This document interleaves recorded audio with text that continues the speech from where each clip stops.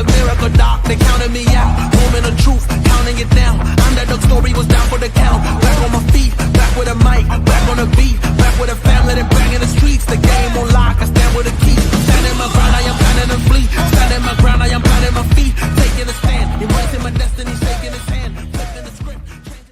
What is going on, everybody? Welcome to Sunday Night CrossFit Talk. What's up, guys? We are hanging out on Sunday. We're missing one of our crew, but she's on her way. She should be here within 30 minutes. So we're just going to push a little bit of the 25-1, 25-2 talk to the 8:30 block. Like we're professional. We have a rundown and like the A block and the B block. We're professionals. We are so not. And so we'll talk about that then, but we'll talk about some other stuff going on. Jamie and I will keep you entertained until Miss Prevost joins us at 8:30. So don't forget to like and subscribe to the channel. If you're listening to us on any of those audio platforms, make sure that you leave us a 5-star review and say something nice.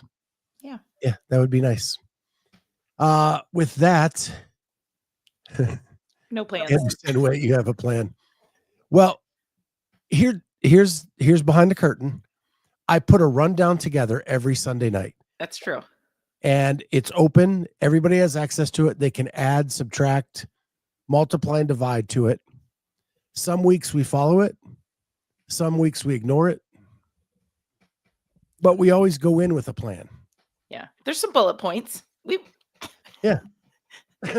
But if a subject takes over, we let it take over.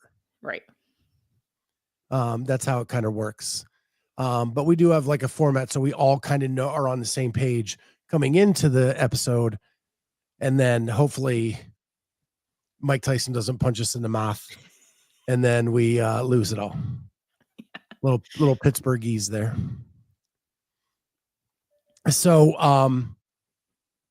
yeah, daylight savings happened overnight last night. Yep. I was so prepared for it. CrossFit did a good job with their alerts, hey, reminder, it's daylight savings weekend. Get your, we won't extend the submission window. And I was like, all right. So, and we do open gym on Sunday. So I'm like, all right, so you got to be there. And then I go to bed last night. We went to bed really late last night. We'll talk about that from TV stuff. And it was already switched over. And I was like, oh, shoot, I totally forgot. But I didn't even go to bed till 3 a.m. So I think it's cool that CrossFit is putting out alerts because lost in the hustle and bustle of the Annika Greer didn't get her submission in time a couple years ago. Yeah. There were athletes in Europe who did not switch times, but we did. And so they weren't aware. Right. And one of those was Mano Anganese. Really? Yeah, I guess I do remember that. She was one of them. Yeah. And she's killing it this year. Mm-hmm. So I hope her and Justin Kotler are well aware that the times have switched and they need to get their stuff in time. Yeah. I'm sure Justin's on top of it. Yeah, because Annika was with Justin when she didn't get hers in last time. Yeah, I think he's probably learned to check in with his athletes and make a point of those. So I for some reason, no matter how much I think it doesn't matter, I get affected by this thing every single year. And for me, what it is I went to bed later last night, hoping to kind of blow through it. And then I woke up this morning and you know what? I need to get the rundown done. I need to get the thumbnail done. And so all of that guilt made me wake up early and get to work on all that stuff this morning. And then my mom kind of surprised us by showing up in town this weekend. She's splitting time with my nephew and me. And so we've had that going on. And and now I'm gosh, tomorrow is going to be brutal going to work tomorrow morning. So your mom's doing well, I take it, if she came to visit. She still has AFib. Okay. And she has not seen a cardiologist. So she's still like kind of lethargic for her. Because she's a really go-getter. And to see her like not be able to get after it. And what I mean get at, like, she just goes whenever she wants to go, does whatever she wants to do. And that has kind of slowed, where she is making more like conscientious efforts as to what can she accomplish and what can't she. But my nephew's dog, who was bought right after my dad passed, and my dad raised my nephew too. Okay. Mm-hmm. And is sick. And so my nephew is taking it very hard, and she decided to come and be with him in case something happens with the dog. But the good news is we found out this weekend too, and this is on the down low. It's not a lot of people know. My nephew found out, told us him and his wife are pregnant. Oh, congratulations.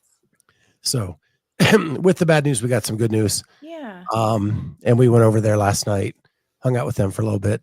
She is extremely sick. She is not, she's like Julie. Julie was sick for the entire pregnancy.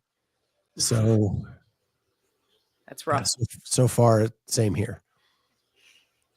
Sherry Saw says, which 3 a.m.? New 3 a.m., old 3 a.m.? So new 3. It would have been 2, but like I thought it was 2, and I went and like laid down and it said 3, and I was like, oh, that's how I realized. And I was like, oh. But then I didn't get up to like 10. So I got like 7 hours of sleep. Decent. Yeah, we got you, Carolyn. We already let them know. You're rolling late tonight. So 30 burpee penalty. 30 burpee penalty. So we like to do TV talk, you and me. Yeah. Is that why you were up late last night? Yes. What show now? I started the pit and got all 12 hours in. Well, now I'm at you all 12. They're all 12 13, are out. Whatever. How many are there? 10, 11, 12? There is 12 total, but only 10 are out, I think. Okay, so then we watched 10 hours straight. And I think 11 came out today. Okay, well, yep, caught all the way up. What do you think? I told Aaron like a couple hours into it, I was like, I don't know about this show. Like, this is like too depressing to watch. Like, it's kind of reminds me of how I felt watching This Is Us. Like, I would cry every time, every episode, and I'm like the dad, my dad's getting way up there, and so it just scares me. Like, and I was so sad for that brother and sister, and I like that one went on for several hours, and that was hard for me to watch. I was like, and then the kid, the kid wiped me out. I'm like, this is a lot. Like, and then to find out that she was the hero. Oh, I know. And not the victim, like ish. Yeah. Oh. And tough stuff. But what I love about it is the style is incredible. The fact that it is real time. Yeah. And you're just bouncing from doctor to doctor in this ER. And it's so believable. Like, it is, the actors are so good. My niece, who is a nursing student, did a like shadowing, and the nurse she shadowed is on the pit. Really? They hired real nurses to fill in like the background scenes, to make it more authentic. But you know, I grew up just north of Pittsburgh. She's going to school there, so yeah, it's cool that she kind of like ran into something like that. That's very cool. It's like, you're just like, how many more cases can keep coming in? Like, it's insane. But I guess that's what a busy, like, urban area ER is probably like. It's just not like that around here. Like, it's not that busy, right? So like, I can't even fathom. But so everything that's on that show has been described to me about our downtown hospitals here in Columbus. Yeah.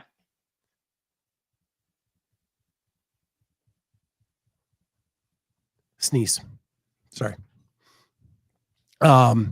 So yeah, I just find it fascinating, and I love Noah Wiley. He's so good at playing that doctor. I'm glad you're watching it. Yeah. So the last episode I watched, and I don't know the number, is where the nurse gets attacked. Okay. Yeah. So it's that essentially, and then she basically tells on Langdon, the other nurse. I don't know what you're talking I think about. that's all in the same episode. Okay. I don't know. Okay. I'll have to think about it for a second. Okay. I'm glad they do recaps on the show. Yeah. Because a lot happens in an hour. So this is one where I feel like waiting a week. I mean, I would definitely need the recap, but I think waiting a week would be hard on this one. There's a lot going on, right? Tons of cases. You're like, which patient? I mean, what going right into the next hour? I was like, wait, which one is this one? But yeah. So people were talking about This Is Us. I had to bag out as This Is Us. What? Yeah. I watched like the first couple seasons, and then it was too much. Too much of the sap. Yeah, it was, and it became unbelievable. It didn't become believable anymore. I feel like they kind of rushed season 5 or whatever it was. It got a little weird. But I don't know. It was an incredible show. Like the first several seasons were amazing. And then someone's talking about Paradise. Corey just finished the finale today. Oh my goodness, it's good. I don't think I've even heard of that show. So it's Sterling K. Brown from This Is Us. And it's something about like the government and the secrets, and that's kind of what I got from the preview. Okay. But I've heard it's very, very bizarre. All right. And they've seen it. I have not. But I did catch up on Reacher yesterday, which is the show we love. Right. And just when you think, so the episode before this is where they kind of catch you up on the history as to why you are where you are today. Mm-hmm. Right. And then this episode, like all the action happens. And you find out secrets, you find out things that are going on that you didn't know were going on, and all this other stuff. It is awesome. But the one point I want to make about Reacher is Michael Anthony Hall playing this bad guy is doing an amazing job, in my opinion. Are you agree, disagree? I don't. He's not in it. Does he only come in? He's Beck. Yeah, but he's not where I'm at because I haven't watched this episode. He's been in it since the beginning. He's the kid's father. Oh, the dad. Yeah. You feel like he's the bad guy? Well, he's one of the bad guy. Yeah, I feel like he's a puppet. Unless there's more like true, but yeah. I think he's doing a great job acting, is what I want to say. He is no longer the kid from the Breakfast Club. Like, yeah, it's like the guy who played Zach Morris, who is now playing this serial like hostage taker, kidnapper on Found on NBC. Yeah. Like the new chops are crazy. Yeah, he's good. I like him. Yeah, Anthony Michael Hall is in Reacher. He plays Beck, who I guess is, Jeff would put it, the antagonist. Yeah. He kind of drives that, because the real bad guy you don't really see. Right. And then the other guy who played Zach Morris, which is, gosh, I should know this. I can't think of his name. Mark Paul Gosselaar. Yes. Mark Paul Gosselaar is in Found, who plays a very evil person on there and does an amazing job. That That would be so hard to picture him as a bad guy. You've not seen Found? Mm-mm. Such a good show. Well, And I'd maybe seen the first episode, but it's probably in my top 10 shows in the last year or two. Yeah.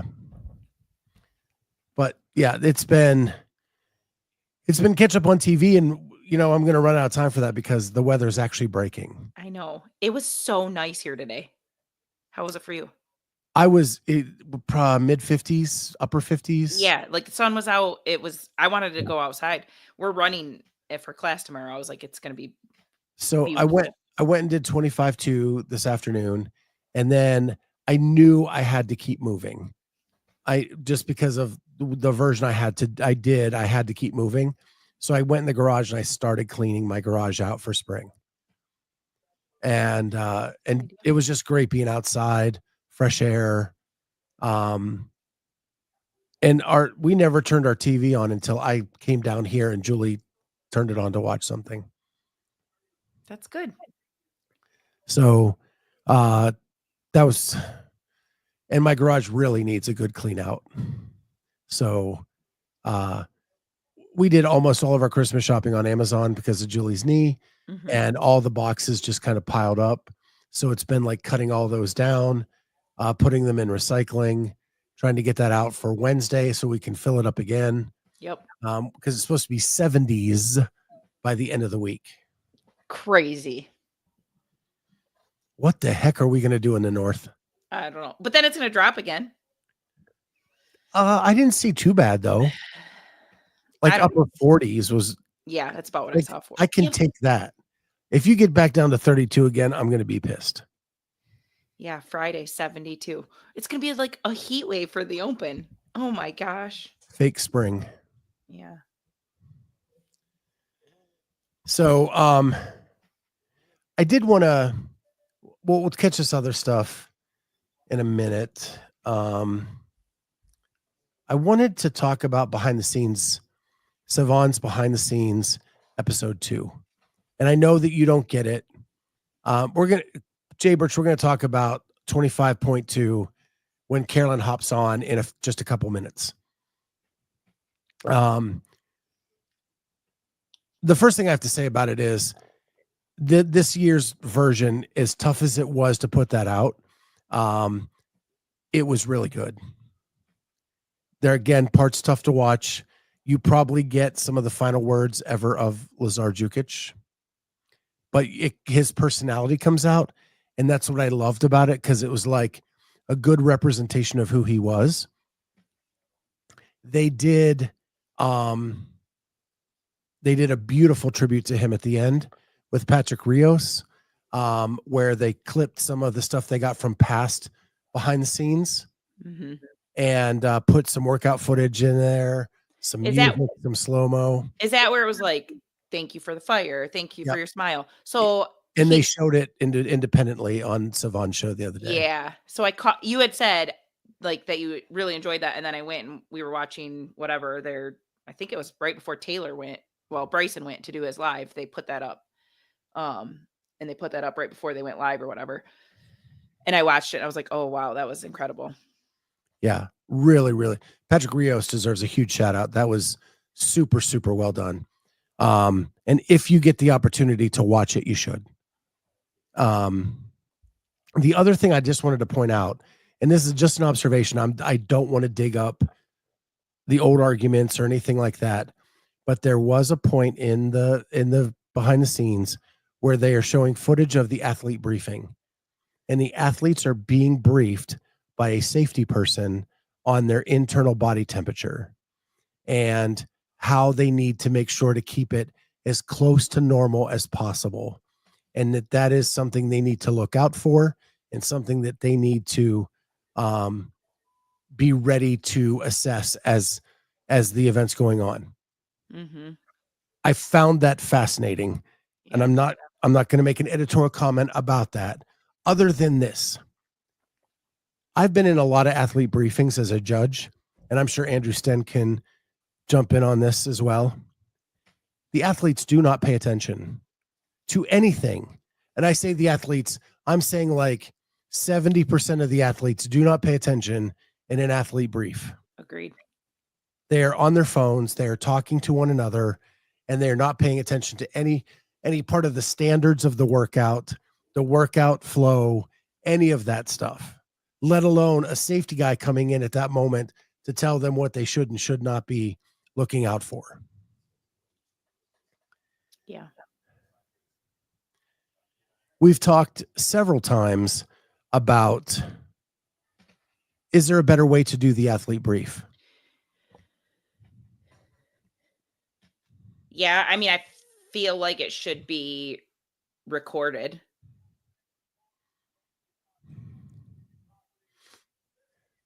Because then, you can't say you miss some. Like, if you can't rewatch and like delve into that information and pick through it, like, yeah, somebody could have been talking next to you and you may have been able to unhear, like not hear what was said at one point. And so, that would be unfortunate. If it's recorded and you can go watch it, that's on you for not like seriously picking through that and getting every detail. My thought was it's on you to listen to every aspect of it as 100%. an adult signed up for the sport, right? Yes. But you are correct. Some people that aren't you are talking beside you, and then you miss what's going on. Yes. And I've heard frustrations from athletes in that vein before you said that. Yep.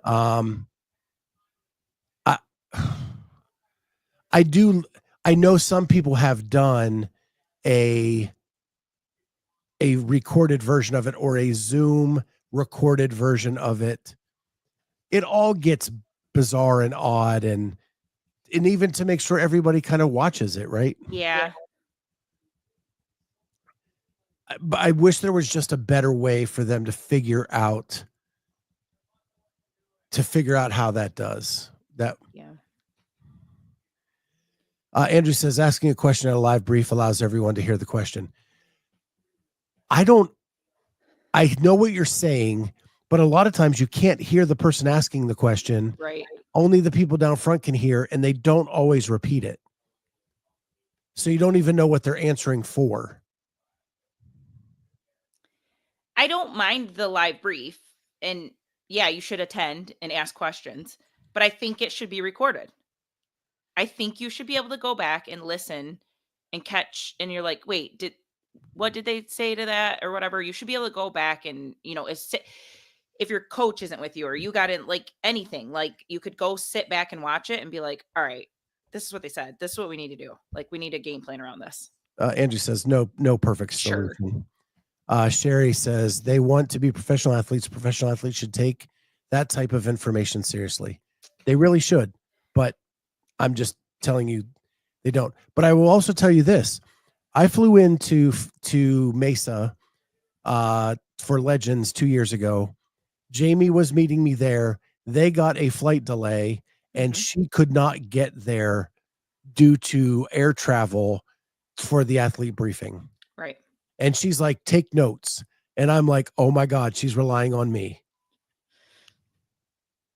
If they had a recorded version of that, you could go back and watch that once you arrived in town. Yeah. So, it was just an observation I saw from the behind the scenes. I'm like, nobody has said that happened. Yeah. And then when I saw it, it was like, wait, now is that the right place for that to happen? Yeah. So anyway, crazy. But it was really well done. We really, just kudos to them. The behind the scenes are always one of my favorite things. I love to see what goes on behind the scenes. And speaking of that, if you have not been watching Boys Interrupted, like I cannot get enough of it. They're great. And Jason Hopper is going to be climbing the ladder of star in the sport because he is so open about his goofiness. The story he told about that he had been at some places with Thor Bjornsson, the strongman. And then he saw him in an airport and he went up and was walking past me. He's like, "What's up?" And Thor's like, "I don't know who this person is," and walked right by him. And Jason's like, "I'm just going to keep walking." Oh, it's so good. He is so willing to, he doesn't care if he looks bad in the story. Yeah. Right. It's just funny. And the fact that he does that, he does it more than the other two, for sure. Yeah. I mean, what can you do but laugh at yourself? And I feel like Jason puts himself into a lot of positions where he's got to just laugh at himself. Yeah. Yeah. You have to, right? Right. We all have to in this life. The other thing that I found funny is it is evidence that we think the athletes are dialed into what's going on in the sport and the scene and all that stuff. They have no clue. Agreed. Yeah, there are a handful that follow everything, and most of them are just worried about getting their workout in and their training in and getting to the next event. Because they really had no idea. It was like Medeiros was like surprised about the way Hiller reacted to some of the things on his 25.1. Yeah. Like, you haven't been seeing this for the last 2 years? Right. Yeah.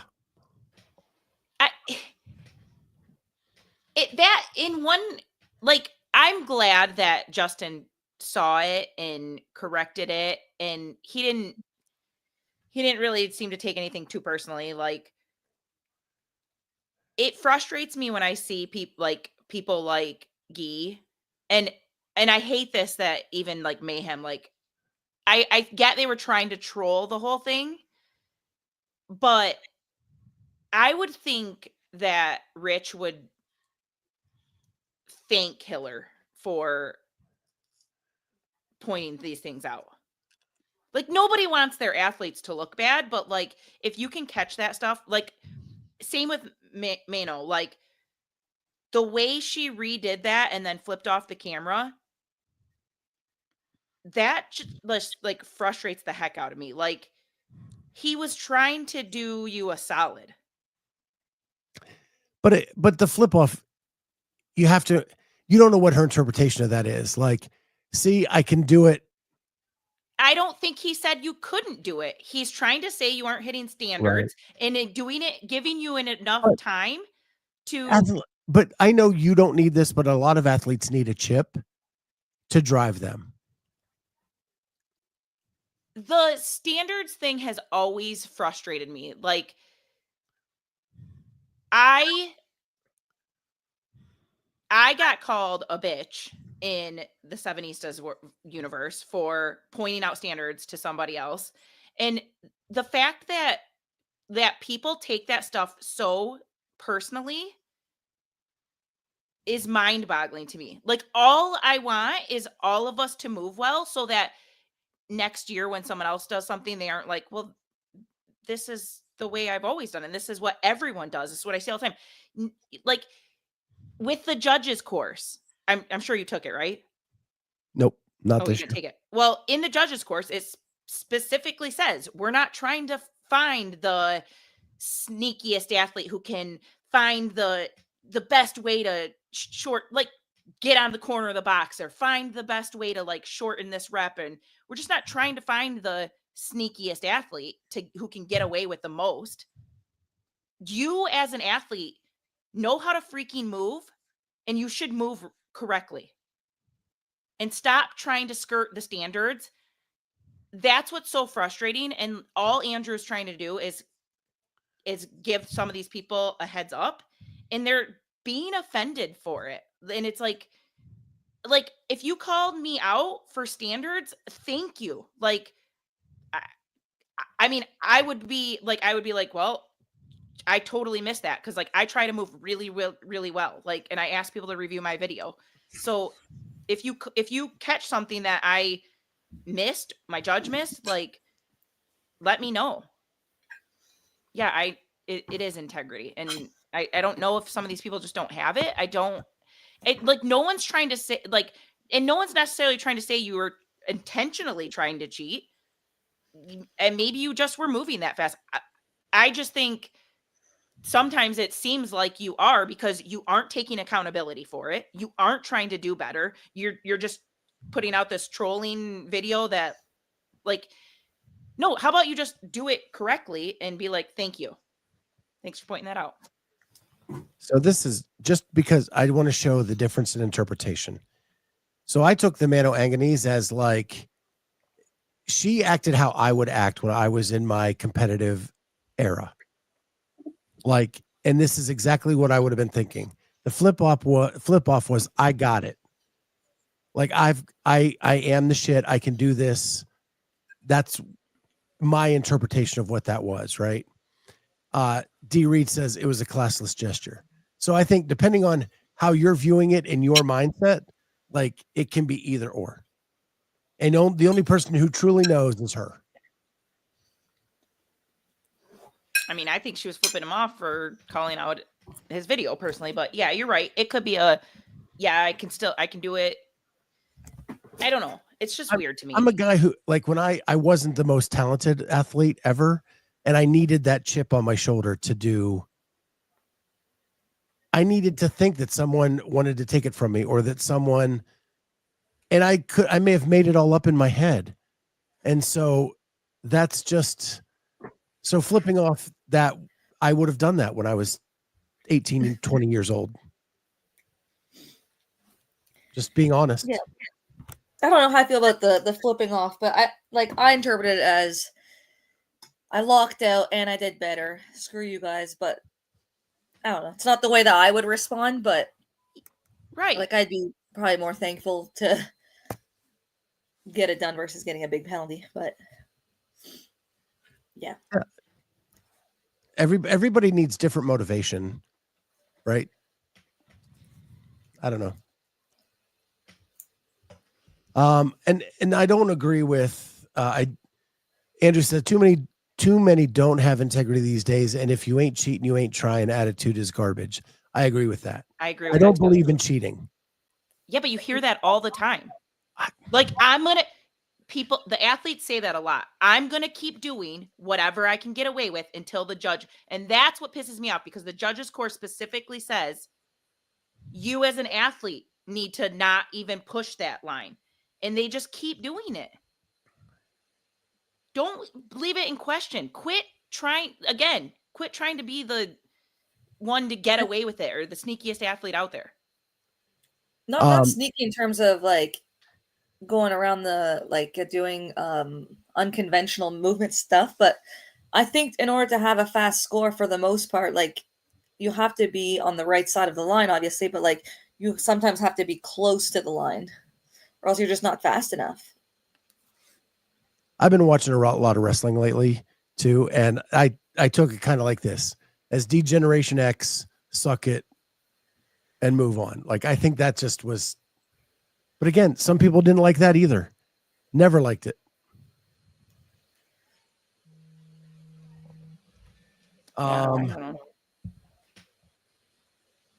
Sorry. We'll move on to brighter things. 25.1 is done and dusted. We haven't got to talk, the three of us, since that happened. Carolyne Prevost, 6th in the world. Jamie Latimer, 6th in her age group. Not too shabby, ladies. How are you feeling about your finishes on 25.1? Good. Happy for mine, yeah. It was good redo. I had all my paces there, and it was like, after each run, I was like 4 seconds ahead, 10 seconds ahead, 30 seconds ahead, 50 seconds ahead. And in my head, I'm doing the math. I'm like, okay, 2 seconds a rep on the clean and jerk. I'm like, gosh, I'm going to get far. I'm like getting excited as the rounds go on, because I was just like in way more control of my body on my redo than the first time around. So I did 2 foot up, 2 foot across, like, every time on my first try. And then on the redo, I stepped up. Like, I would kick back and I think step up the outside leg every time. And I think I just kind of slowed down a little bit on my first try. And then that one was just, I was able to just be more in control. I slowed down a little bit in the round of 30 because I was on pace in the round of 30 to finish 30 clean and jerks. So I was like, once I looked at the scores and I was only a couple reps from a top 3, I was like, darn, I'm so close. So Craig says, great jobs. Jamie, did you redo or was that your first one and done? That my 303 was a redo on Sunday. Okay. Avi says, so impressive, Carolyn. My guy, Dan Church, was in Columbus to do the workout. He went to my old gym, Shred CrossFit, and worked out with Amy. Awesome. And got his open workout there on, I think, Saturday morning last week. He was pretty impressive to all the athletes there at Shred. That's awesome. They really thought he was a pretty cool athlete. And then everybody wanted to know where the black eye came from, and I had to fill them in. Dan's got a black eye? He missed a box jump and face planted. Oh. Ouch. Oh, man. Yeah. That is insane. I've missed a lot of box jumps. I have never come down face first. Did he hit the box? Oh, my God. Broke his nose. Or go over the box and like fall on his face? Yeah, I didn't see video or anything like that. I just know the story. We had a terrible box accident at our gym like 5-6 years ago. Absolutely awful. CrossFit, missing a box jump with your face is impressive. Yeah. Black guy, I thought you said black guy because you had to explain Charlie's presence. Oh, that's wonderful. Dan fills us in that I tipped the box over from the top, had my gym a mess because of a kid obstacle course, hit my face on an aerobic step. Oh. Yeah. Yeah. Wow. Yeah, the tipping the box over from the top is how I've seen the major accidents. When the boxes are very light. Yes. I don't like those ones. Like they're not safe to jump. They are not safe. They're squishy, but they're actually not safe. You want the squishy ones that are heavy. Yes. Not the light ones. Because if you don't get that full foot on it, that thing's flipping. Sarah, step ups for life. I'm with you, girl. Yeah. I can't blame some people. So the other thing we know now after 25.1 is Colton is still fit. Mir Jam is still fit. They won similar workouts last year, win them again this year. Mm-hmm. No surprise there. Were there any other scores that surprised you from 25.1? No, not really. Mm-hmm. Okay. Go look at what they were. And now because that's done, we know the ins and outs. We haven't got to talk about that on this show. I think someone like Holt is it just impressive, like just does it right away the Thursday and just is just like smashing it. Puts out her video early. Is she unretiring? What's up there?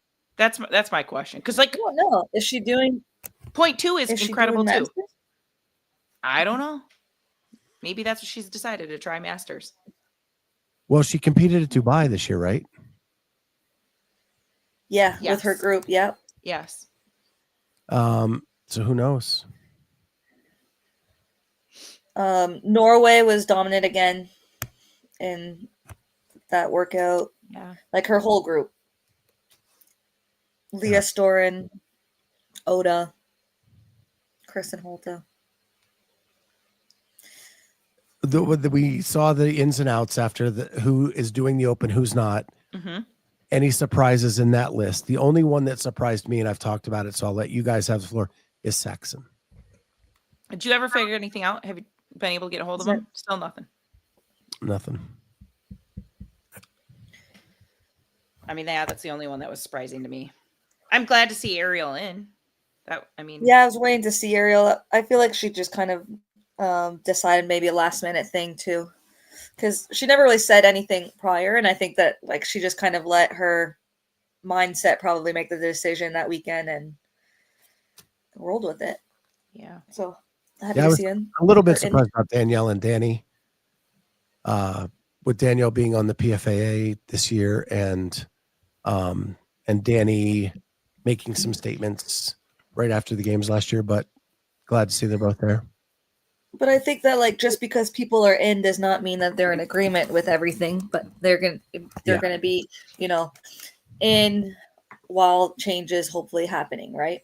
And then some people are out waiting for changes, or some people are out with no coming back. Like that was it. So I just think there's different scenarios as to why people are in or out, and just because they're doing the Open doesn't mean they're doing the whole season.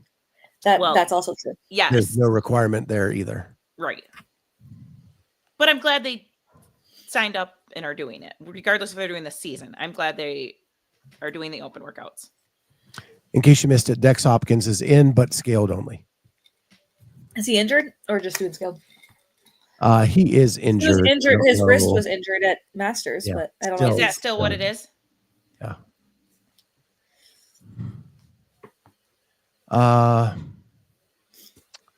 Okay, so there's that. 25.2. We had the announcement in Phoenix with Sydney and Emily.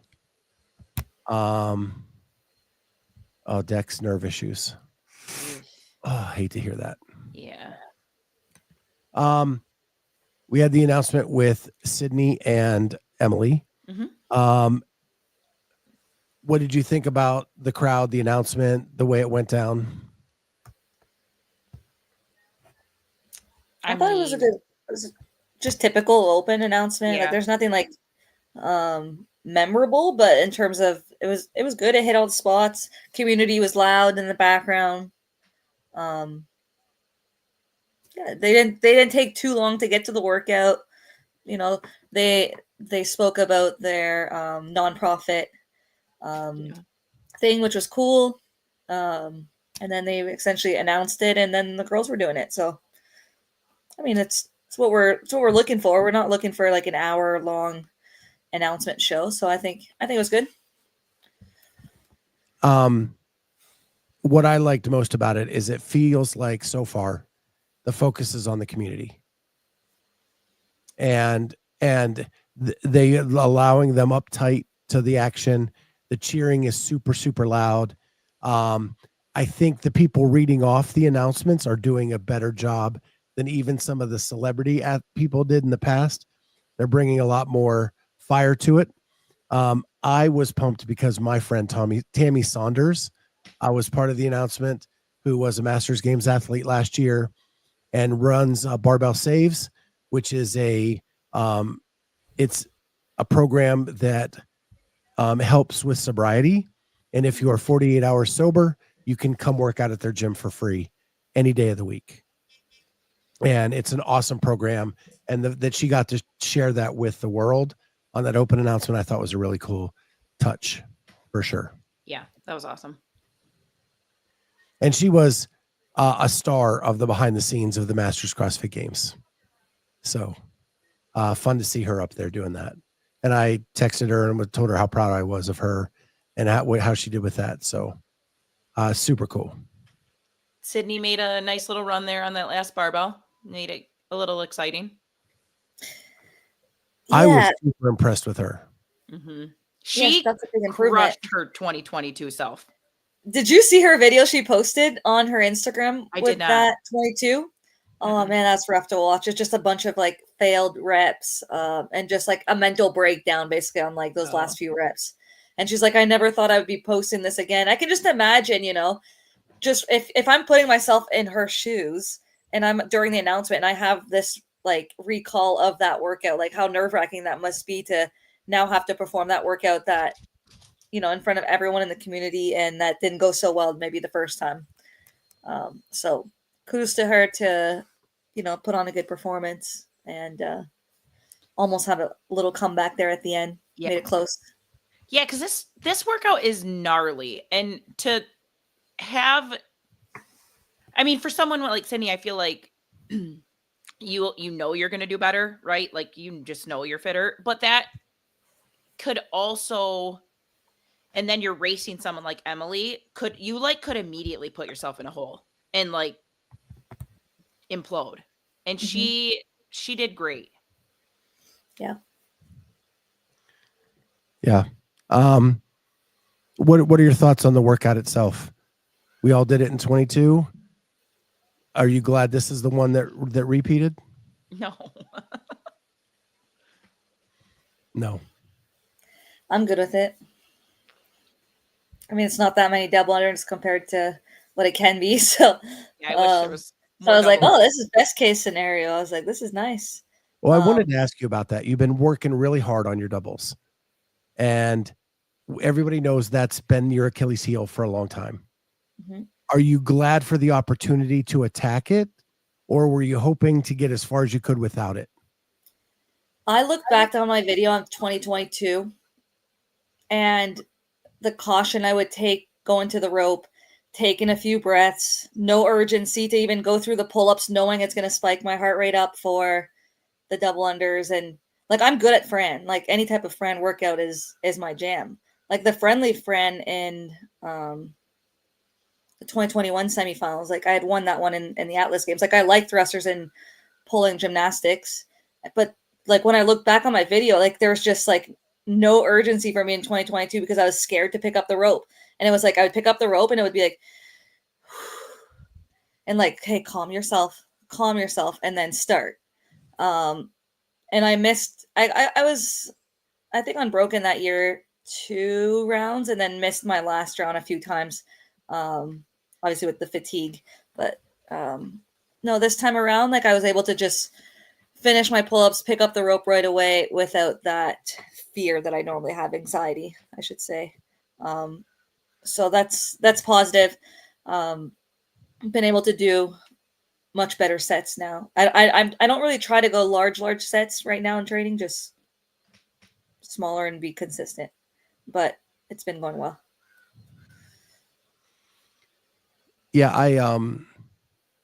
I did my workout today, and I was conflicted because, man, I have not had a very healthy last couple of years. So when I looked back at my workout, I did foundations because I was coming off a lung infection, I think, at the time. And so back then I was doing actually like ring row or like upright row into jumping pull-ups. And so I didn't want to go all the way back there again. So I said, I'll do it scaled and then still try to beat my time. And so the last time I got to the pull-ups, I didn't get a pull-up. And then, so 156 reps. And then my tiebreaker time was 10:34. So I did it scaled this time with jumping pull-ups, jumping chest to bar. And I got 156 reps, but a tiebreak time of 9:18. Wasn't scaled jumping pull up chest to bar? Not for 55 plus. Oh. Yeah. This 55 plus thing is weird because everything is, and in their RX in the 55 plus, they take out the bar muscle up. Correct. But there are 55-year-olds that can do bar muscle ups. Right. I think it sucks for them. Yeah. It's because you can't break it down. You can't have that many different on a score sheet for the open. So it's just, you just get there. You just do it faster if you're 55. Because like the 65-year-olds, it would be a tough workout. Yeah. So it kind of needs that to be that way. What made me happy is my upper body pulling is getting stronger. I'm getting closer to pull-ups again. And hopefully by next year I have them. Because I'm getting really close again. Yeah. I'm not... CrossFit says I have some 56-year-olds who are very good at bar muscle ups.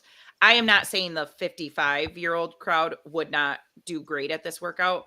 I'm saying the 65 crowd wouldn't. And you can't break it down into that many groups. Also, CrossFit up here said, good repeat for an affiliate. I finished when I didn't in 22. I was definitely fitter, but dumber then. I do not think this is a great affiliate workout at all. And I do not like the scale. This was a very disheartening workout in 22 for my athletes, and they were just as frustrated when it came out this year. And it's extremely hard to set up. You are setting up jumping pull-up stations, pulling out different weights, measuring that every heat for every different style of athlete. It is awful. Yeah, the measuring of the jumping pull-ups suck. Everybody's a different height. Yes. So it's different for every single person. Yes. Going to grab another 45 plate to raise this one just a little bit higher. There's weights everywhere. Even the scaled workout was not obtainable for 50% of my members, maybe more. They were immediately, when it came out, they were like, yeah, I don't even want to come do this. I can't do scaled. Because their second one was the regular pull-up, right? Yes. The second movement is a limiter for a lot of people. The foundations workout ends in pull-ups. Foundations? I think they want people to get there first. So it's like their first chest to bar, their first pull-up, or even the foundations, just to get there. You still have to get there. Because they had the bent over rows or something. I think the bent over row, jumping pull-up. But foundations are supposed to be new. Basically, and they let you, you can say you can do whatever you need to do to get through it. So that almost should have been scaled. I mean, maybe. See, I'm okay with wanting scale to get their first pull up and working on it. Yeah, I am too. It's not the time cap's 20 minutes. I'm okay with scaled trying to get their first pull up. Absolutely.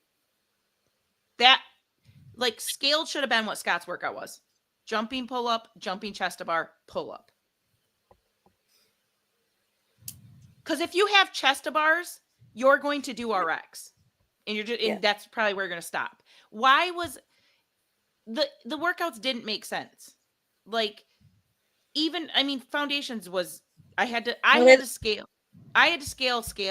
and then I had to scale foundations.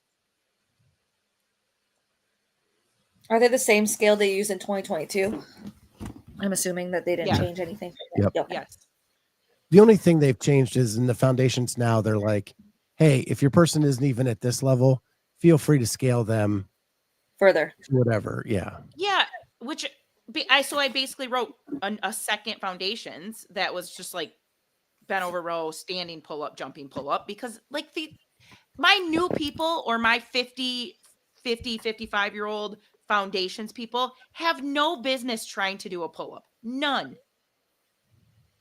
Yeah, if they're not even close. It's not even safe. It should have been ring row, bent over row, jumping pull up. That's what foundations should be. Just do some type of pulling movement. And then scaled should have been working towards the pull up. I agree with that. Yeah.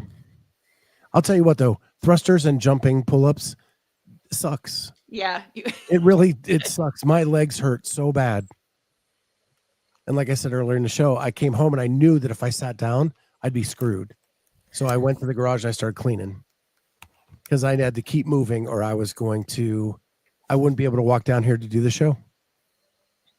But I still think that when you look back at we didn't even have scaled before, right?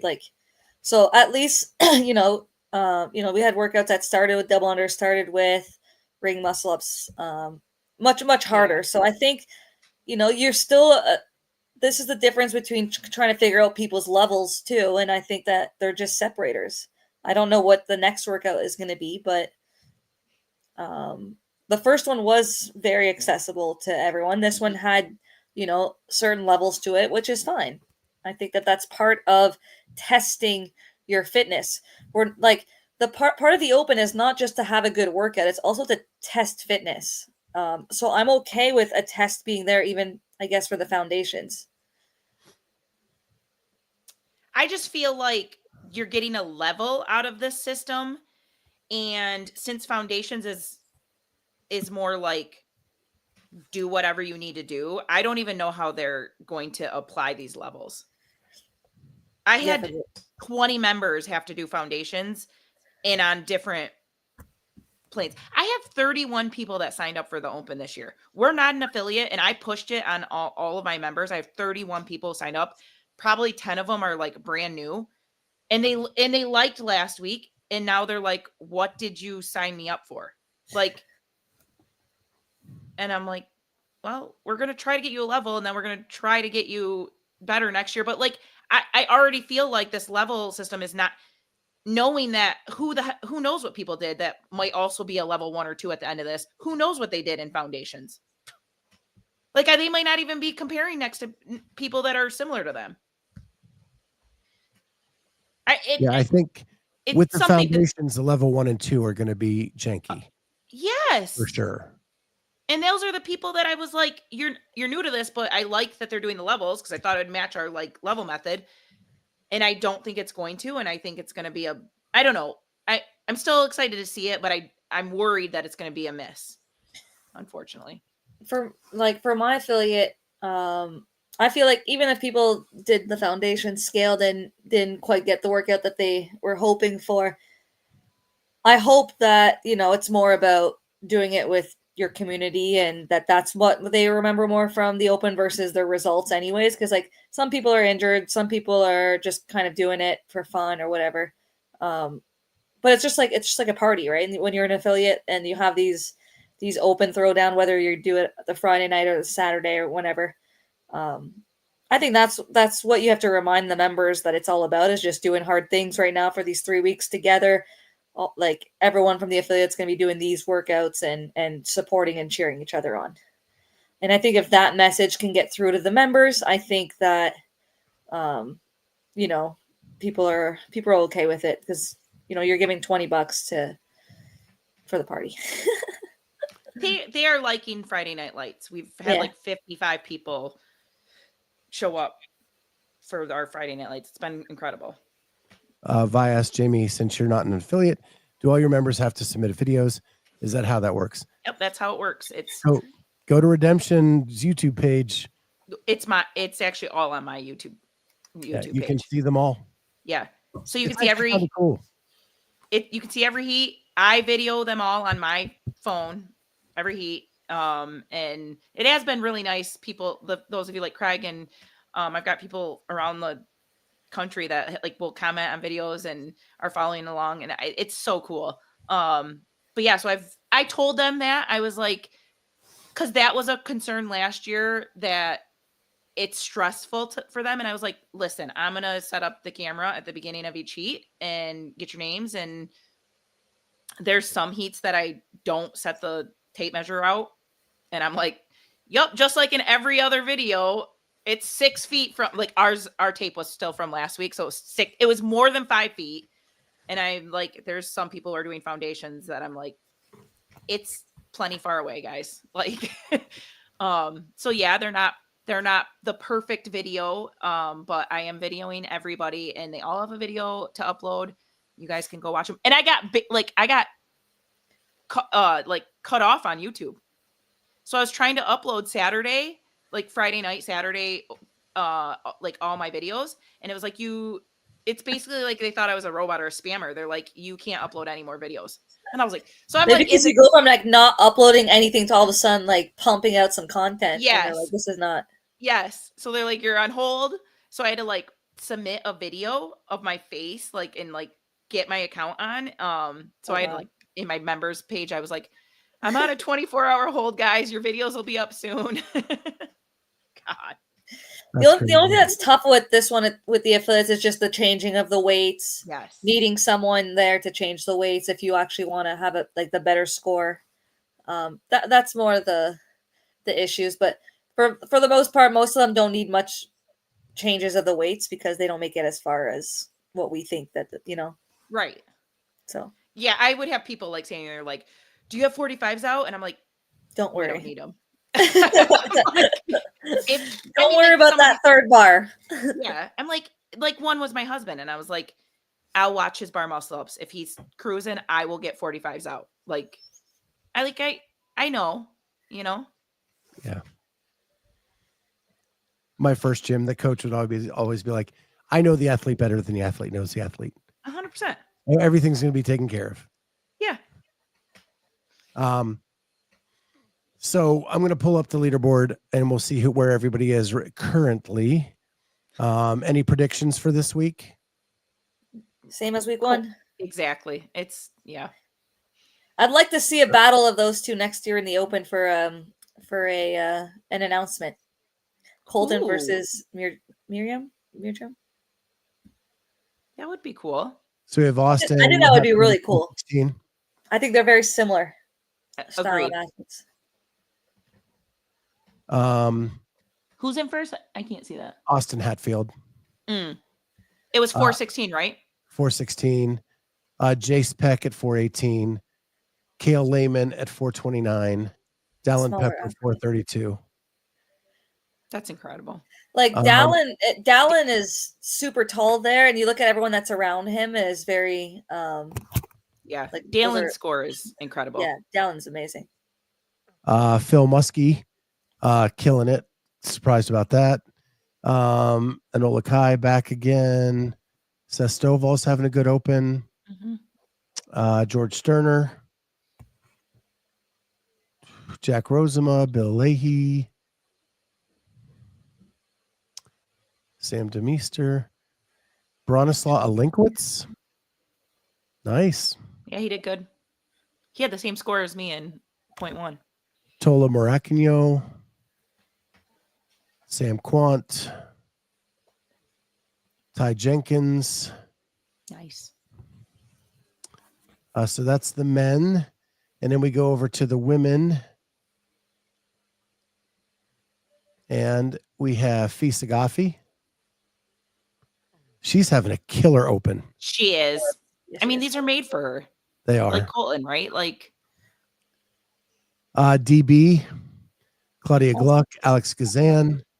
Nice bounce back for her. Lucy McGonigal, Lucy Campbell, Ariel Lowen, Alexis Raptis, Danny Spiegel, Holta, Never Ages. Yeah. Olivia Kerstetter, Christine Best, Emily Rolfe, Allison Scudds, Shelby Neal. Did Emily redo it? I don't think so. Don't think so. I think it's still 5:18. Because that was slower than her time in 22. Still 5:18. Yeah, she was like 5 seconds slower or something like that. Yeah. And I was wondering if she was like, well, I need to do better than I did. My girl, Sydney McAlishan. There's Tia. What was her time? 5:29. One Yeah, Young. she's just cruising. Yeah, she's just doing enough. Yep. Zoe Warren. Dana Paran. Carolyn Stanley. Bethany Flores. Yep. And you guys submit tomorrow? I will probably submit tonight. Yeah, I'll submit tomorrow. I beat my 22 score. So Same. Carolyn, so you beat your 22 score, Jamie. That's cool.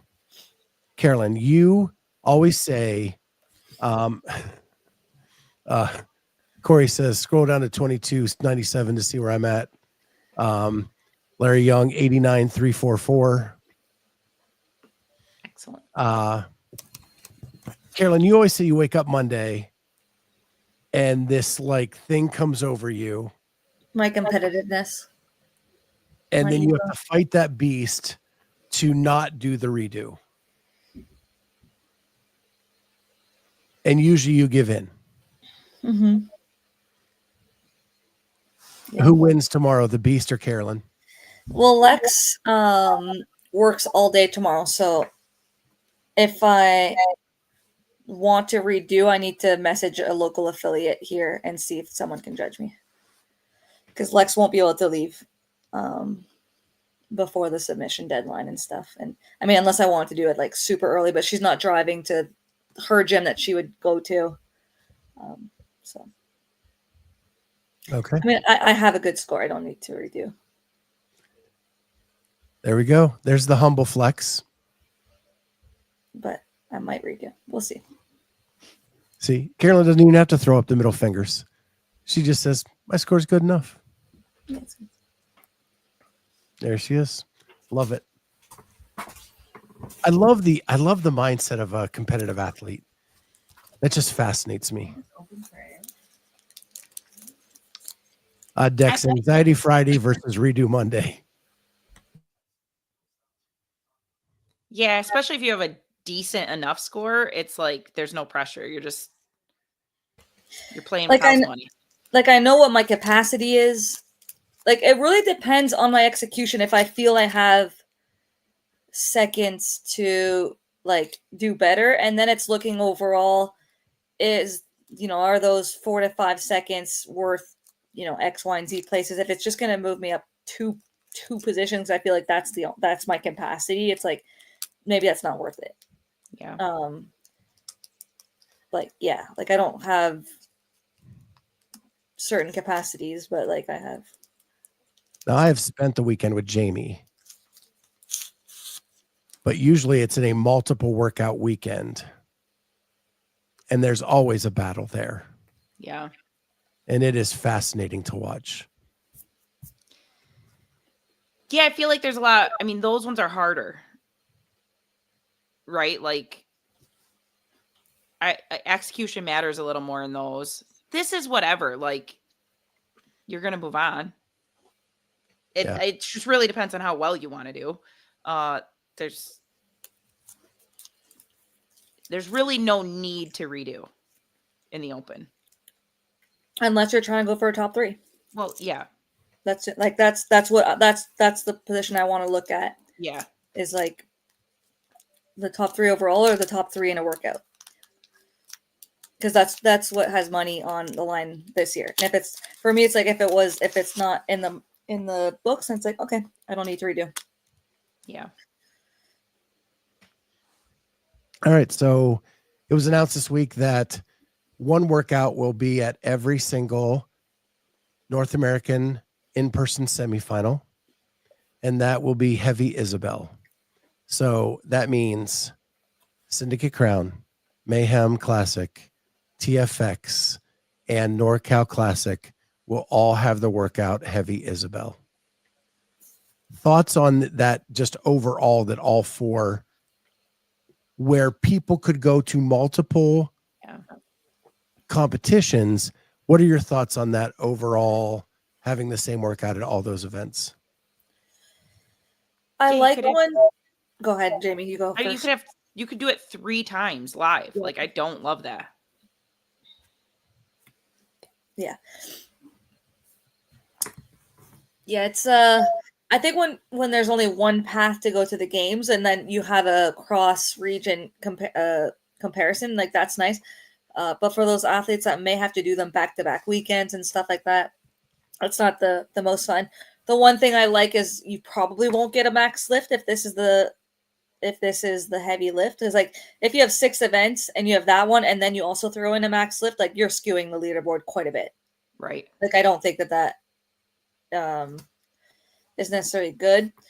I think it's going to be heavy. Like I think, the top heats, it's going to be fun. But when you start looking at like some of the competitions like NorCal that have 50 athletes, some of the other ones, I don't know how many they have, but I think it's definitely like to me, it's a games level workout for sure. Semifinal. I mean, we went 10-8, 6-4-2 at, ended at 175 for the females and 135. So I guess the numbers, it's comparable to that workout, and most people crushed it. Yeah. 225, 155 are the weights for Heavy Isabel. That's insane. It's insane. I almost did the NorCal qualifier, and let me just say I'm thankful that I did not at this point, because I would have just stood there. Like, Yeah. Yeah, I wouldn't. I can't snatch 225. But I'll take something like this over a max lift, though. yeah, I don't know. I would have been last in both, so it doesn't matter. Yeah. I just don't like how it was leaked, or like the way that it was leaked to Luke Parker or whatever. Like, if that he's getting sent workouts to test for the teams, but then something like one of them were in there. Like, I just imagine how many people like are testing workouts for different things, and it's just a mess. Like, it's just a mess. Like, this unknown and like part of our sport is very messy. Very messy. There's too many people testing workouts and that are friends with people in the space for these competitions to like be qualifying athletes and stuff like that. And there's leaks obviously that happened with this open workout that people knew about, and apparently there's leaks for next week. It's like, yeah, it's just like, I don't know. It's messy. Like, it's annoying. It's frustrating because certain people get advantages that others don't. Some people just by testing workouts know how to prepare, other people. And yeah, I don't know. I hate the leaks. I've said it a million times. I don't want to know my Christmas present before Christmas morning. I like to be surprised. I hate when someone spoils a movie or spoils a TV show. I watch sports because I don't know the ending. That's why I love sports, because I don't know how it's going to end. Unless you're a Bears fan and you know that's just going to end in a loss every time. But most of the time I don't know the ending. And this leak shit is for the birds. And I'm kind of like with Dex here. And this is an extreme reaction, but should it be less unknown and unknowable and more standardized then? If you're going to leak it every week, why not just get it out there so everybody knows what it is and knows the standard? And I think that's why they had to release the Isabel one, because to make it fair, because it had been leaked. So at least that happened. Right. But who knows what other information other people are holding closer to their heart and not really saying anything, because it's an advantage to them or their friends. Like, I have a list of what the workout is for this week already. And I hate that. You better share it with the club. Is it wall walk, deadlift, and rowing? You got some deadlifts for me on week 3? Yep. Jamie said it. Do you think there's a chance that it's like a progression, like wall walk and then handstand push up with heavier deadlift, and then maybe even handstand walk with it? Yeah. I don't know. I just hate that. It's supposed to be a chipper, so I can't imagine it just being like the 3. It's got to be variations of. Okay. And I don't have numbers. I didn't get that. I just got movements and a chipper. Interesting. Are we going to get an open without toast bars? That's rare. Boo. Yeah. They can be in the master semis. That's fine. I'll take them. But it's not fun. It's not. Yeah. It just, you can't have that in a sport that's supposed to be. Yeah. Like, unknown. Yeah. Well, It's unfortunate. Speaking of mayhem, they announced the roster for the Classic, and it has changed so much since the initial announcement. I figured it would change quite a bit, though. Do you think people are seeing it as an impossible task? I mean, there's got to be a handful of people who are like, what am I going here for, other than just like some experience? Well, that's why I got invited and I was like, no, I'm good. I'll continue to train. Like, I'm not getting those 2 spots on that first week. Like, no way. I'm like, yeah, I don't need to travel and spend money. some people that might have like a shorter distance to drive or fly, like maybe that makes sense to.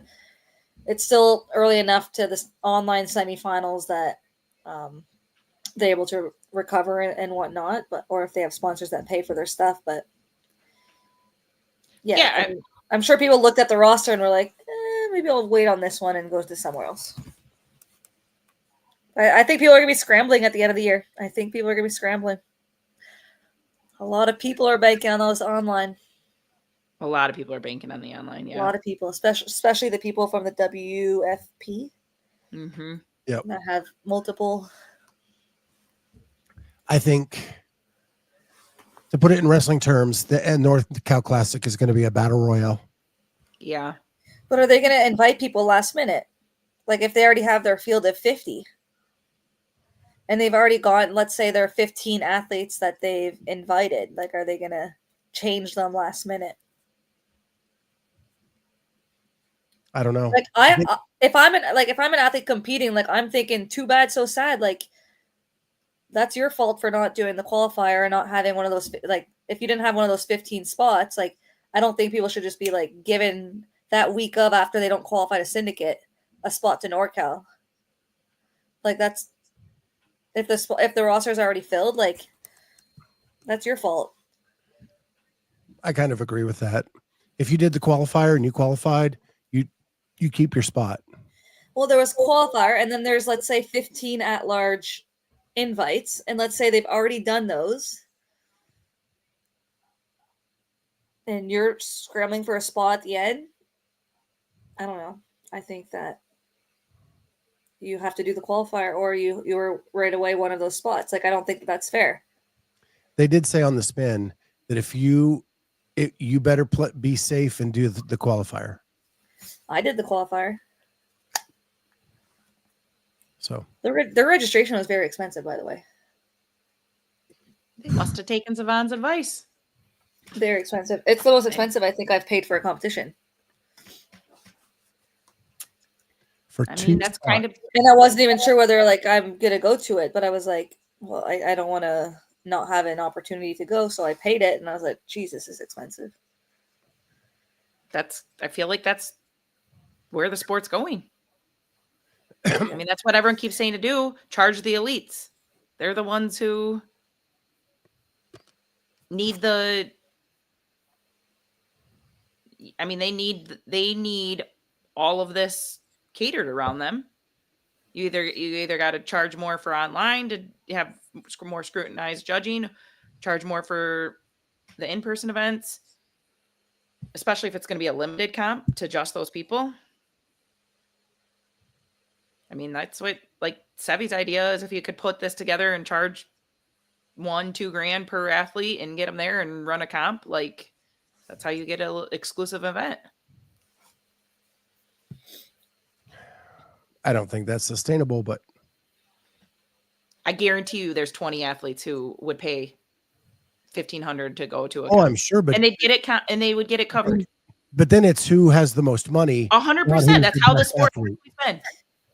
It's always been like CrossFit is an expensive sport. It's people living at home, mom, dad, whatever, paying the rent, paying all everything for them to train full time, not work, just do their thing, and then go travel and see if they can make it big and get some sponsors. Like that's what our sport's been. Yeah. And that's why we don't get the best athletes, because there's no scholarship and stuff like that. And then a lot of times the real athletes are going to play sports that are leaning to education, getting paid for and all that. Like I've said it for a long time, like it's a rich sport. It's a privileged sport for a lot of time. It's, you know, who can go to all of these competitions, who can go to 3 back-to-back, because if you work full time, you can't. I can't go to those. Like you have to be doing this full time at that level, or you have to have sponsors paying for all your stuff. Yeah, that's what they're pushing for. Like, I totally think that's the assumption, is that sponsors will pay for the elites to compete. Yes. That's so infuriating to me, because there's so many revenue streams that are untapped that they've never even tried.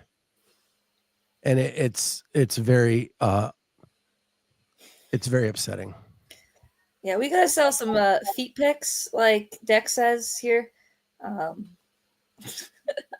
Get some money. Yep. I would have people pay me to delete them and destroy them. Yeah, it's such an expensive hobby. Yep. To go to all the comps. It's like the flight, the hotel, the food, car rental possibly, or Ubers, then the registration. Like you're looking at, $2,000 almost every comp. Yep. And it's just like if you're not making that back and you're not qualifying, like at a certain point, you got to look and be like, okay, like I got to start working or doing other things. Because like the sponsors, there's not like that many out there that people have. I feel it's the same that are just recycled with the same athletes that have the agents. And it's all about who you know in the space. And if you don't post too much or don't sell yourself online, like you have a hard time because you're paying everything out of pocket. Yep. Yeah. Well, I think this is definitely something for a further discussion down the road. Because I do think there's ways for competitions to make money that they're not tapping into. But the lazy way is to just register for registration fees. But there we go. That's where we're at. Two last things I want to touch on before we head out tonight. And that is, we talked a lot about the Arnold last week and how impressive the strong men and women were, but there was also a tragic event that happened at the Arnold, and it was on the news a lot here in Columbus. And that is that a bodybuilder actually passed away at the event. She was not participating. She was coaching, but she died because of severe dehydration, is what they're saying. And so thoughts and prayers to her and her family. It was, those are just always tragic events, but it shows like what extremes we go to when you want to be the best at something. I worked security at the Arnold for years. I've seen what these guys and ladies do to themselves to look the best they can on stage. And they push their bodies to the limit. And we do that in every sport. And it's insane. Yeah. But thoughts and prayers to her and her family and friends. You never want to see a 20-year-old pass away. Young. So there's that. And then on a lighter note, I did get approved for Syndicate Crown Media credentials this week. Nice. I want to give them a shout out because last year we got those approvals like less than 10 days before the event. And we are months before the event this year. And I have my approval for that. And that is completely different than the way it was last year. So we always dog on them when it's bad. I want to give them kudos when it's good. So we have that. And also I have applied for WFP media credentials. We may have a riff on that next week if things don't change quickly. Okay. Just saying that. That's the Indiana one, right? Correct. May 11th or something. Yeah, it is. Yeah, So I think it's my wife got scheduled for her second knee surgery May 6th. It is the weekend after her surgery. So I have to get a wifey sitter for the weekend to take care of her. Hopefully her sister will come over and hang with her for the weekend so I can go to Indy. But yeah, we got to figure that all out. Dex will be there. Well, I don't know if I'm going to be there for sure. I may have to buy a spectator ticket, but we'll see. But do you guys have anything else before we go? I don't have anything else. No. I wish CrossFit had NFL money because I'm watching my phone today and the contracts that are being signed today are stupid. Josh Allen signed for $330 million. How many years? 6 maybe. That's crazy. I have 330 over 250 of it's guaranteed. 6 year 330.